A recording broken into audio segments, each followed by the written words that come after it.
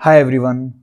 मैं थोड़ा सा ट्रैवल कर रहा हूँ, इसलिए मैं थोड़ा सा आप आज थोड़ा नॉइस ये सब को कंसीडर कर लीजिएगा। फिर भी कुछ न्यू अपडेट्स आई हैं जिसके बारे में लोग मुझे पूछ रहे थे, तो मैं जल्दी से क्विकली आपको नोटिस दिखलाते हुए समझा दे रहा हूँ। स्क्रीन में आपको दिख रहा होगा 24 फरवरी के डेट पे नोटिस निकली हुई है। Kind attention all candidates who are eligible for Delhi university Kota.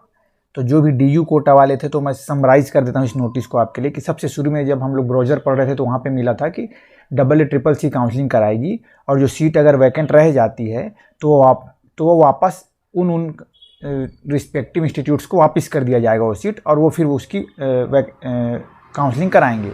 पर फिर वापस नई नोटिस आई कि ऐसा नहीं होगा, CCC ही पूरी काउंसलिंग करवाएगी। अब वापस से 24 तारीख को एक नोटिस आ गई है कि kind attention all candidates who are eligible for Delhi university Kota.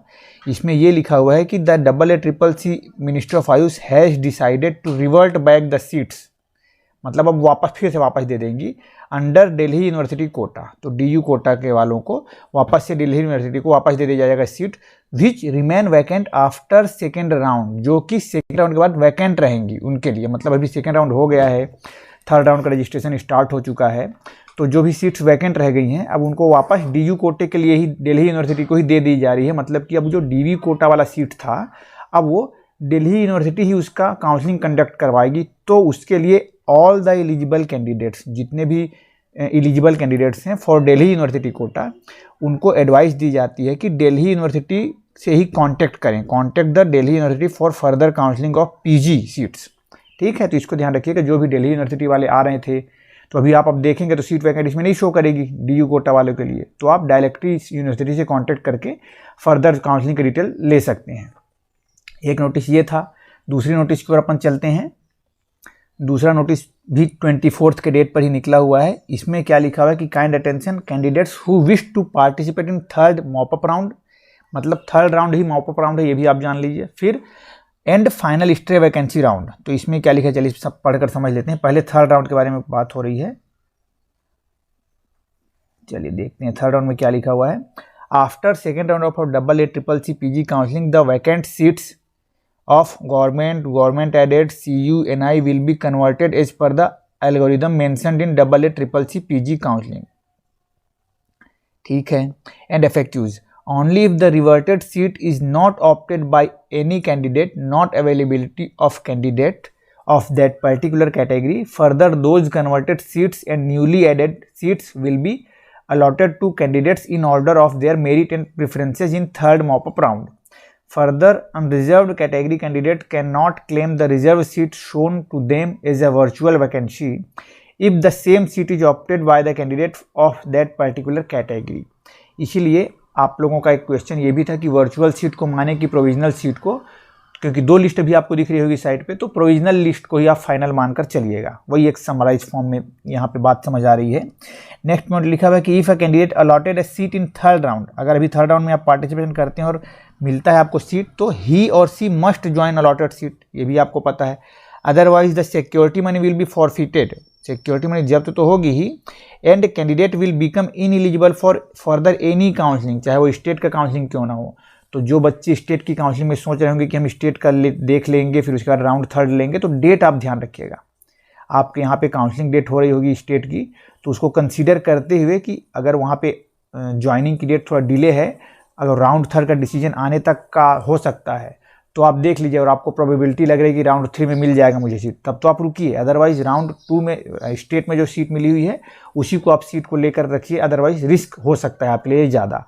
क्योंकि राउंड 3 में अगर सीट नहीं मिली तो ठीक है, स्टेट वाली सीट चली जाएगी, पर अगर मिल गई तो वो आपको ज्वाइन करना पड़ेगा। अगर नहीं करते हैं तो स्टेट की सीट भी चली जाएगी। ऐसे में the CCC ministry of Ayush will not provide any provision for seat surrender withdrawal if a candidate allotted a seat in round third.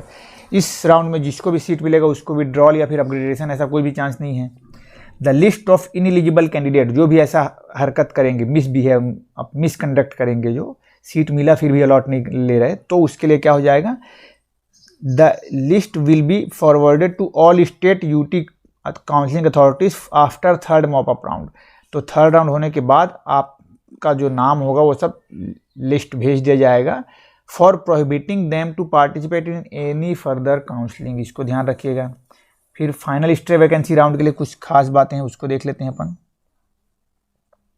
The vacant seats non reporting या फिर withdrawn seats of government aided central universities national institutes which were earlier reverted back to respective state after completion of third mop-up round of AA CCC PG counseling will continue to be filled in the final stray vacancy round conducted by AA CCC Ministry of Ayush through online mode। मतलब वापस से देने की बात की थी ना इन्होंने बीच में, तो वापस अब बोल रहे कि जो भी नॉन रिपोर्टिंग या फिर विड्रॉन सीट्स रहेंगी उनको वो फाइनल स्टे वैकेंसी राउंड में आएंगे, स्टे वैकेंसी में।